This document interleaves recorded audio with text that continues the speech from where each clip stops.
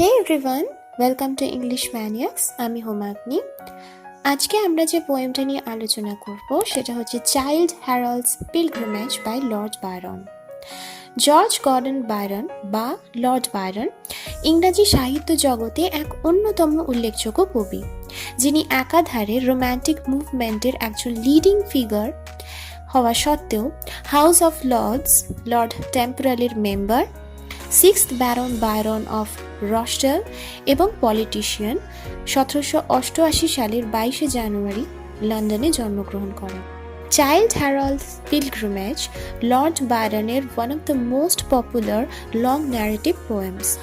1812 থেকে 1818 সালের মধ্যবর্তী সময়ে পাবলিশড 4টি ক্যান্টোতে বিভক্ত এই পোয়েমে কিছুটা অটোবায়োগ্রাফিক্যাল এলিমেন্টস পাওয়া যায়, অর্থাৎ নিজের জীবনের ঐশ্বর্য, ভোগবিলাস ও হুল্লোড় ভরা জীবনযাত্রায় পরিশ্রান্ত ও বীতশ্রদ্ধ এক তরুণ নিজেকে সব কিছুর থেকে গুটিয়ে নিয়ে বেরিয়ে পড়ে অজানার উদ্দেশ্যে। এবং এই পরিস্থিতির শিকার হয়েছিল কবির সময়কালীন একটা গোটা জেনারেশন, যারা পোস্ট রেভলিউশনারি ও নেপোলিয়নিক এরার যুদ্ধ পরবর্তী পরিস্থিতিতে ক্লান্ত হয়ে মেলাঙ্কলিক জীবন থেকে মুক্তি পেতে বিদেশ ভ্রমণে বেরিয়ে পড়ত। কবিতাটির অটোবায়োগ্রাফিক্যাল সাবজেক্টিভিটি শুধুমাত্র সাহিত্য নয়, বরং ইউরোপিয়ান রোম্যান্টিসিজমের আর্টস অফ মিউজিক ও পেন্টিংসেও সমানভাবে ইনফ্লুয়েন্সিয়াল। কবিতার টাইটেলে ব্যবহৃত চাইল্ড টার্মটি আসলে একটি উপাধি, যা মধ্যযুগীয় সভ্যতায় নাইটহুডের মেম্বার বা ইয়াং ম্যানদের উদ্দেশ্যে ব্যবহৃত হতো। 1812 সালে কবির অনিচ্ছা সত্ত্বেও জন মরির চেষ্টায় প্রথম দুটি ক্যান্টো পাবলিশড হয়, যা কবিকে রাতারাতি জনপ্রিয় করে তোলে। কবিতায় পরে লিখেছিলেন, I অ্যাওক one morning and found myself famous. কবিতার ক্যান্টো 1-এ হ্যারল্ড নামক তরুণটির স্পেন ও পর্তুগালের ভ্রমণের বৃত্তান্ত এবং ফ্রান্স বহিরাক্রমণের ইতিহাস, ক্যান্টো 2-এ গ্রিস ভ্রমণ এবং প্রাচীন গ্রিক সভ্যতার ঐশ্বর্যময় ইতিহাস ও বর্তমান পরিস্থিতিতে তুর্কিদের আধিপত্য স্থাপনের বর্বরতা, ক্যান্টো 3-এ প্রথমে ওয়াটারলু ওয়ারফিল্ড, পরে রাইন নদী পেরিয়ে সুইজারল্যান্ডের প্রাকৃতিক নৈসর্গিক দৃশ্যের মুগ্ধতা ও তার ইতিহাস, এবং পরিশেষে ক্যান্টো 4-এ ভেনিস থেকে ইটালি পরিভ্রমণের কাহিনী এবং সেই সব স্থানের প্রাচীন ইতিহাসের বৃত্তান্ত পাওয়া যায়। আজকের আলোচ্য ক্যান্টো 3-এর প্রথম দিকে কবি তার কন্যা এডাকে মনে করে শুরু করলেও পরে তার বিবাহ বিচ্ছেদ সম্পর্কীয় দুঃখ এবং তা ভোলার জন্য প্রকৃতির কাছে নিজেকে ফিরে পেতে চাওয়া এবং ক্রমে battlefield of Waterloo, the grave of ফ্রান্সের ভ্রমণ বৃত্তান্ত ইতিহাস এবং সেখান থেকে নেপোলিয়নের স্বৈরাচারী শাসন, তার পজিটিভ ও নেগেটিভ সাইডস এবং তার ডাউনফলের কারণ সমূহ নিয়ে এক ডাইডাক্টিক আলোচনা করেছেন। তাহলে চলো আমরা কবিতার 36 থেকে 45 স্ট্যান্জাটা শুরু করে দিই। There sunk the greatest not the worst of men, whose spirit antithetically mixed, one moment of the mightiest and again on little objects with like firmness fixed. Extreme in all things hadst thou been betwixt, thy throne had still been thine, or never been, for daring made thy rise as fall, thou seekest even now to reassume the imperial mien, and shake again the world, thunderer of the scene. Napoleon Bonaparte একজন French politician ও dictator, যিনি রেভলিউশনের পরবর্তী সময় ফ্রান্সের শাসক হিসেবে দায়িত্বভার লাভ করেছিলেন। তিনি অ্যান্টিথেটিক্যালি মিক্সড, অর্থাৎ বৈপরীত্যে ভরা এক মানুষ। একদিকে যেমন ফুল অফ নোবেল স্পিরিট, তেমনি অপরদিকে চরম ভাবাপন্ন মানসিকতার এক মানুষ, এবং কবির মতে তার এই এক্সট্রিমিজমই তার ডাউনফলের অন্যতম কারণ। তিনি যদি কিছুটা কম অ্যাডভেঞ্চারাস ও কম ডেয়ারিং হতেন, তবে হয়তো আজও তার রাজত্ব অক্ষয় থাকত এবং সদা সর্বদা তিনি one of the best world leaders হিসেবে ইতিহাসে বন্দিত হতেন। Conqueror and captive of the earth art thou, she trembles at thee still, and thy wild name was never more bruited in men's minds than now, that thou art nothing save the jest of fame, who wooed thee once thy vassal and became the flatterer of thy fierceness, till thou wert a god unto thyself, nor less the same, to the astounded kingdoms all inert, who deemed thee for a time whatever thou didst assert. কবি নেপোলিয়নকে mock করে বলছেন তিনি একাধারে যেমন একজন শাসক তেমনই এক বন্দীও বটে, because he is really the mockery of fame who only flatters to deceive. এখানে নেপোলিয়নকে একজন স্যাভেজ ও রুথলেস হিউম্যান বিং হিসেবে দেখানো হয়েছে। কবির মতে নেপোলিয়নের নাম শুনলে এখনো একটা হইচই বা শোরগোল শোনা গেলেও মানুষ তাকে আর ভয় পায় না। তার নাম বা গৌরবময় ইতিহাসে কোনো সাধুতা নেই। কবি বলছেন নেপোলিয়ন শুধুমাত্র একজন জনপ্রিয় রাজাই ছিলেন এবং তার আত্মবিশ্বাস ও সাহসিকতাই তার জনপ্রিয়তার অন্যতম কারণ, কিন্তু সেই ফেমই তাকে ফ্ল্যাটার্ড করে। Oh more or less than man, in high or low, battling with nations, flying from the field, now making monarchs' necks thy footstool, now more than thy meanest soldier taught to yield, an empire thou couldst crush. Command, rebuild, but govern not thy pettiest passion, nor, however deeply in men's spirits skilled, look through thine own, nor carve the last of war, nor learn that tempted fate will leave the loftiest star. জীবনের প্রথম পর্যায়ে নেপোলিয়নকে দিগ্বিজয়ের উন্মাদনা গ্রাস করেছিল, যার জন্য বিভিন্ন দেশের সাথে যুদ্ধ ও বিভিন্ন রাজার মৃত্যুর কারণও তিনি হয়েছিলেন। নেপোলিয়ন হয়তো দিগ্বিজয়ে পারদর্শী, কিন্তু তিনি যুদ্ধের মতো ভয়ঙ্কর উন্মাদনাকে কন্ট্রোল করতে পারেননি। তিনি একজন সক্রিয় মানুষ এবং মহান নেতাও ছিলেন। তিনি চাইলেই বিধিপূর্বক শাসন করতে পারতেন, কিন্তু না, তিনি বলপূর্বক জয় করে ছিনিয়ে নিতে চেয়েছিলেন। তাই তাকে মহান রাজা কোনোদিনই বলা যায় না। অন্যান্য মানুষের প্রতি তার ব্যবহারে মানবিকতার লেশমাত্র পাওয়া যায় না। হয়তো ইতিহাস তাকে জ্ঞানী ব্যক্তি হিসেবে মনে রেখেছে, কিন্তু কবির মতে নেপোলিয়নের বোঝা উচিত ছিল যে ভাগ্য সর্বদা পাশে থাকে না। যেরমভাবে আকাশের সবচেয়ে উপরে থাকা তারাটি একাকী বিচরণ করে, নেপোলিয়নও তার অহং স্বভাবের কারণে আজ একা। কিন্তু আজ তার অবস্থা বর্তমানে তার আর্মির মিনেস্ট ও উইকেস্ট সোলজারের থেকেও অধম, কারণ তিনি শক্তিহীন হয়ে আজ সেন্ট হেলেনাতে মৃত্যুর জন্য অপেক্ষারত।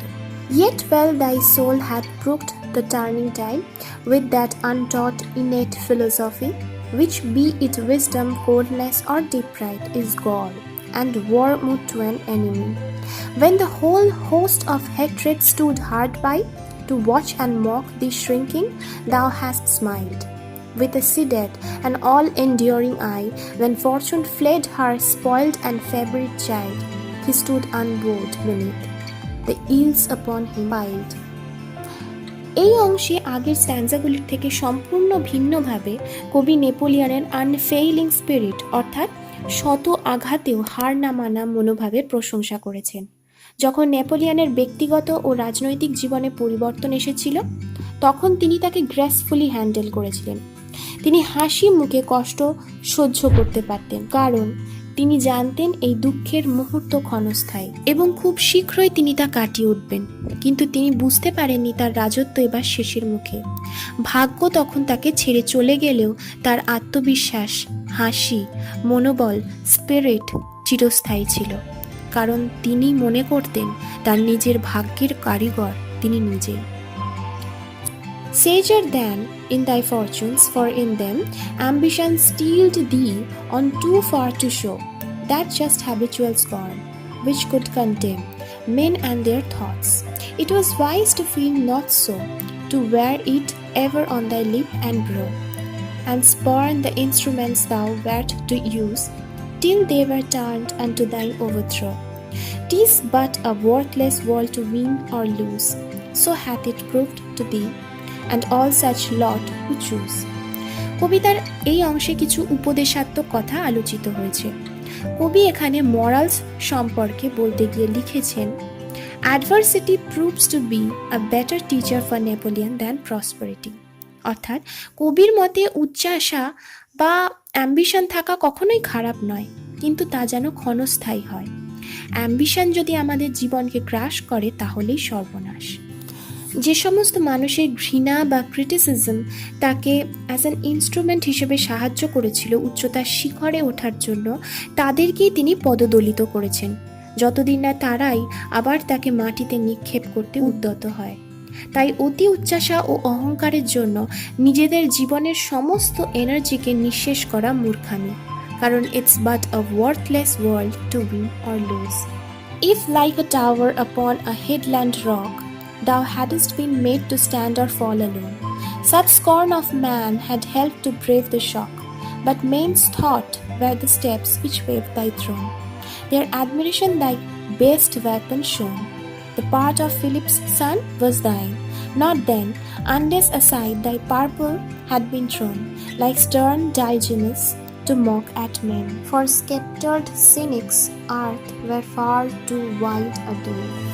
পাথুরে জমিতে যেভাবে একটা উঁচু টাওয়ার একাকী দাঁড়িয়ে থাকে, নেপোলিয়ানও সেইরূপ উচ্চতার শিখরে পৌঁছে সম্পূর্ণ একা।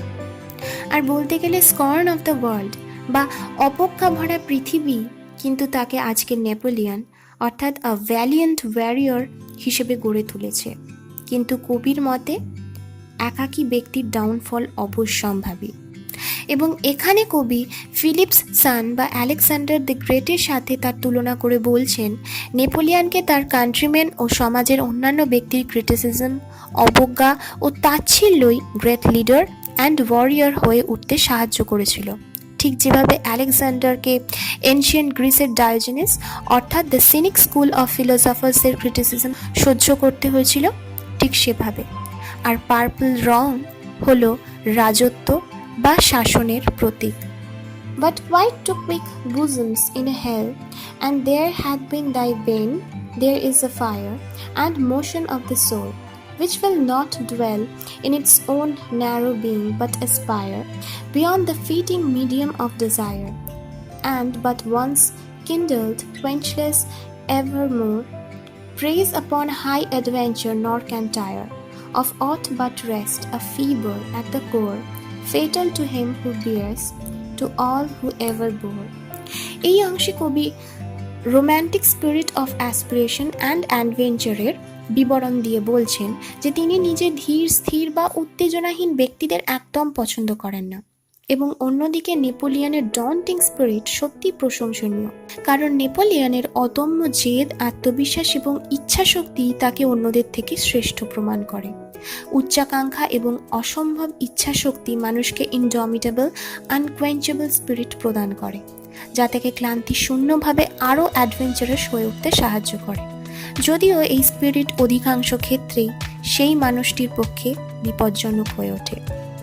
This makes the madmen who have made men mad by their contagion, conquerors and kings, founders of sects and systems, to whom add sophists, bards, statesmen, all unquiet things which stir too strongly the soul's secret springs, and are themselves the fools to those they fool, envied, yet how unenviable! What stings are theirs? One breast laid open were a school, which would unteach mankind the last to shine or rule. এই অদম্য spirit মানুষকে নিজের ধারণ ক্ষমতার থেকেও বেশি শক্তি ও ক্ষমতা প্রদান করতে থাকে। নিজের সীমা বা গণ্ডি ছাড়িয়ে মানুষ পাগল হয়ে ওঠে এবং তা এতটাই ভয়ঙ্কর হয়ে ওঠে যে উচ্চাকাঙ্ক্ষা ও উন্মাদনা উত্তরোত্তর বৃদ্ধি পেতেই থাকে।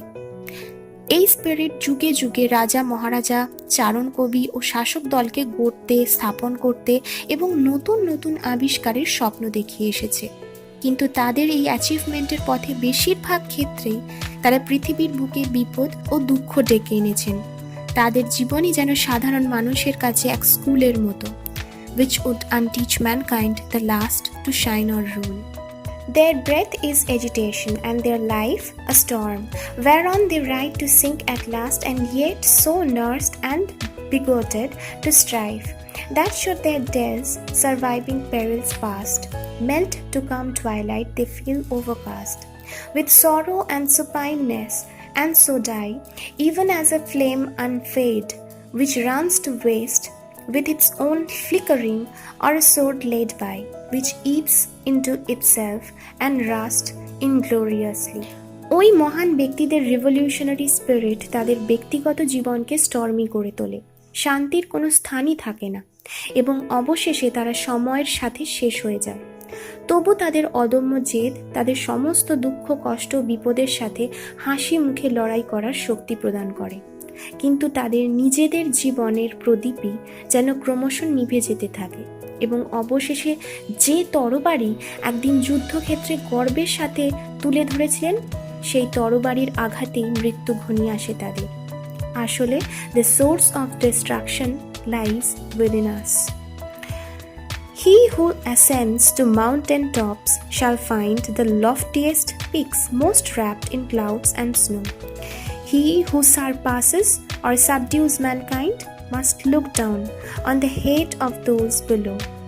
Though high above the sun of glory blow, and far beneath the earth and ocean spread, round him are icy rocks, and loudly blow contending tempests on his naked head, and thus reward the toils which to those summits led. কবি এখানে যেন নিজের জীবনের এক্সপিরিয়েন্সই share করে বলছেন যে দিগ্বিজয় ও উচ্চাকাঙ্ক্ষা পূরণের নেশায় হিউমঙ্গাস জীবন কাটানো শেষ বয়সে হিমশীতল একাকিত্ব এবং টেম্পেস্ট টস্ট জার্নিতেই শেষ হয়। উচ্চাসার পর্বতের শিখরে পৌঁছে আদতে মানুষ নিজেকে মেঘে ঢাকা অন্ধকার একাকিত্বেই বন্দি করে ফেলে। উপরন্তু অন্যান্য মানুষের চক্ষুশূলও হিংসার পাত্র হয়। শিখরে পৌঁছে সে হয়তো সান অফ গ্লোরির কাছাকাছি পৌঁছায়, তবুও আইসি রক্স এবং টেম্পেস্চুয়াস ওয়েদারের দ্বারা অলওয়েজ সারাউন্ডেড থাকে। তোমাদের আর একটা নতুন খবর দেওয়ার আছে, সেটা হচ্ছে if you are interested in painting videos, there is a new channel which called Paint with Homagni. ওটা আমার নিজস্ব চ্যানেল, ওখানে আমি আমার ছবি আঁকার সমস্ত এক্সপিরিয়েন্স এবং প্রসেস শেয়ার করি। তো তোমরা যদি সেটা পছন্দ করো প্লিজ লাইক অ্যান্ড সাবস্ক্রাইব। আশা করছি তোমাদের বুঝতে কোনো অসুবিধা হয়নি, আর যদি হয়ে থাকে প্লিজ আমাকে কমেন্ট সেকশনে জানিও। And if you like please like and share with your friends, and please subscribe to my channel and make our English Maniacs family larger. So thanks for watching, and till then, goodbye, take care.